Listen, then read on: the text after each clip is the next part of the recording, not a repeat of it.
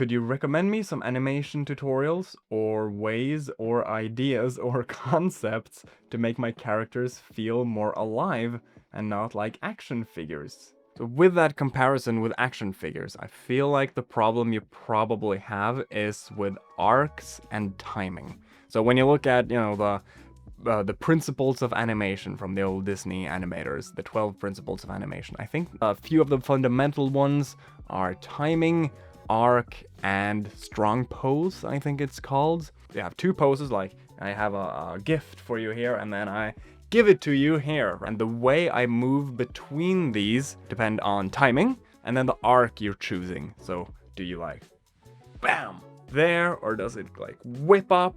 Without really knowing your problem, I feel like these are general good recommendations.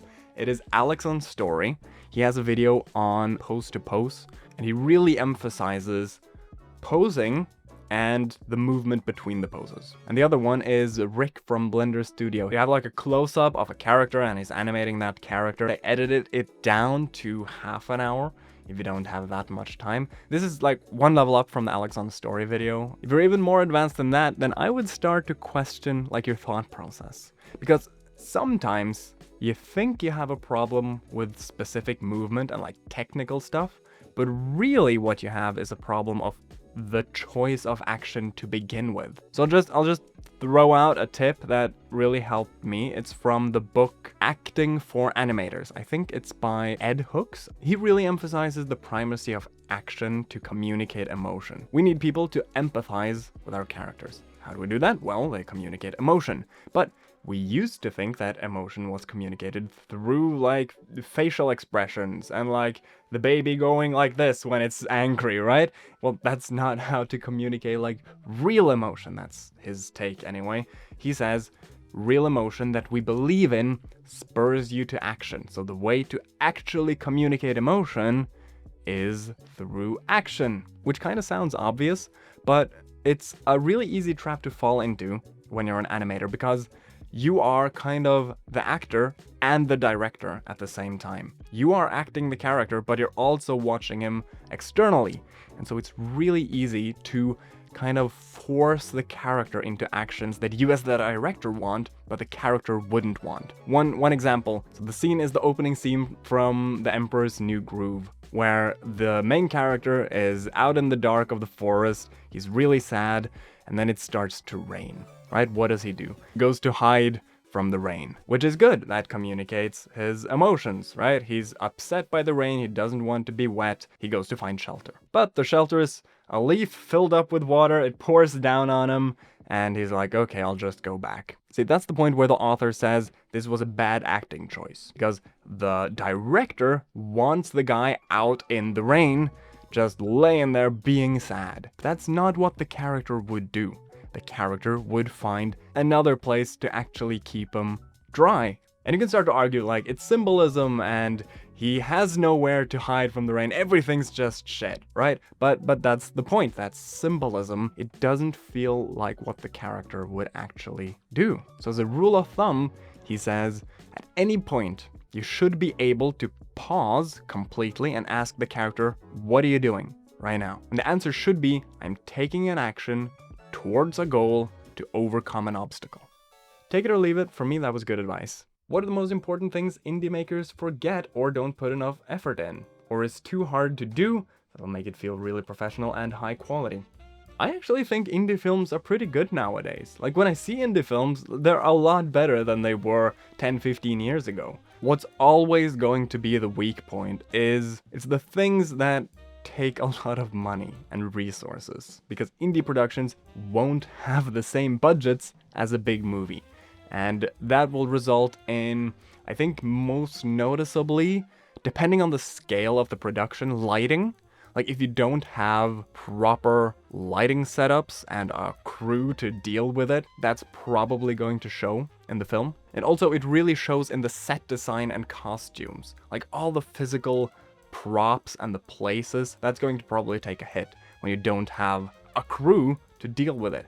However, Blender is really good for at least like set extensions. You can make a tiny little set feel expansive and detailed and I just assumed that you didn't mean animation film since you didn't specify. But what I'd say is there's also a strength to indie films that big productions don't have, and that is creativity and being able to experiment. Big budget movies usually have to be a little more safe, and so I'd say play to your strengths. So try to minimize like how many characters you have, how many sets you have, try to like focus all that on a small cast and few sets and do those really well. And just go all out on concept. Just make a really interesting concept that the big guys wouldn't be able to do. How do you get really good at making splines?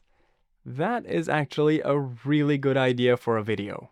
When and how did you start using Blender? In college, we had 3 elective subjects that we could take. We could choose between film, 3D, and VFX. VFX was like motion tracking, green screen, and that kind of stuff, not 3D VFX. And I really wanted to get into film and kind of VFX, but I was leaning mostly towards film. But it turns out they weren't electives at all. They were mandatory, all 3 of them. And I was like, God damn it, like everyone in the class were like, we didn't want 3D, it looks so hard. And it was, and that's actually why I fell in love with it. We learned a different 3D program at that time. It was Cinema 4D, and I loved it because it was so hard.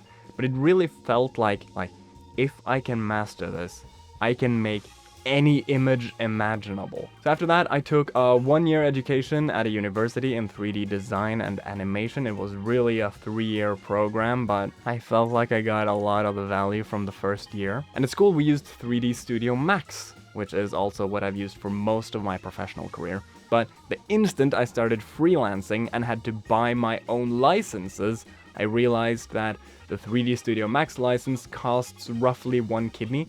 So by necessity, I had to switch over to Blender. And that was around version, I think it must have been Blender version like 2.82. It was around the big UI update when a lot of people migrated over to Blender. And I'm actually really happy that I went through 2 other 3D programs before I landed in Blender, because things are done really quickly in Blender and there are a lot of shortcuts. But that means a lot of people don't learn a lot of the fundamentals. We learn a lot of the shortcuts and don't actually know like how it works under the hood.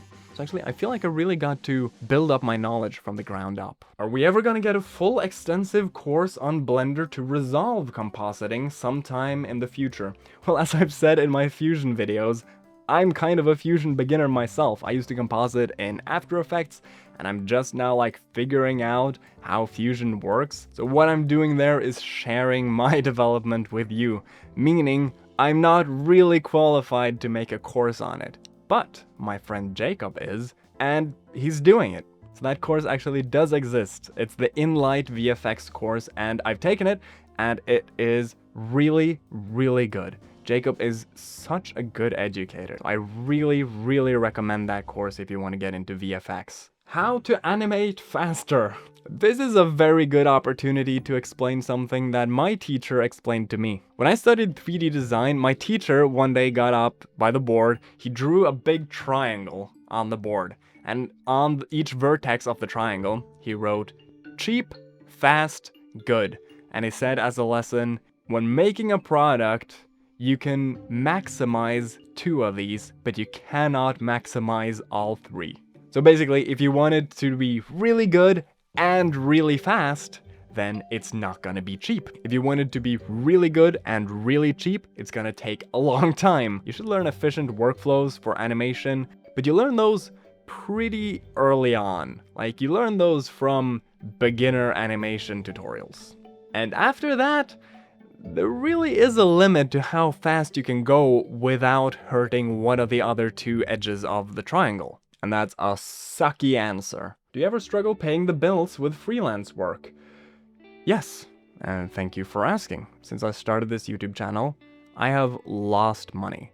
I'm losing less and less, but it's still not a good way to pay the bills.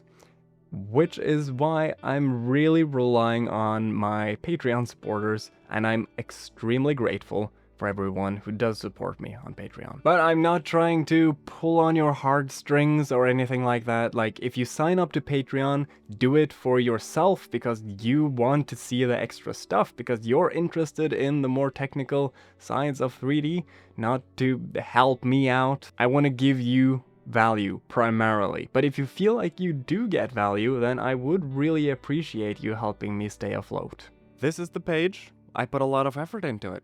If you think it's for you, check it out.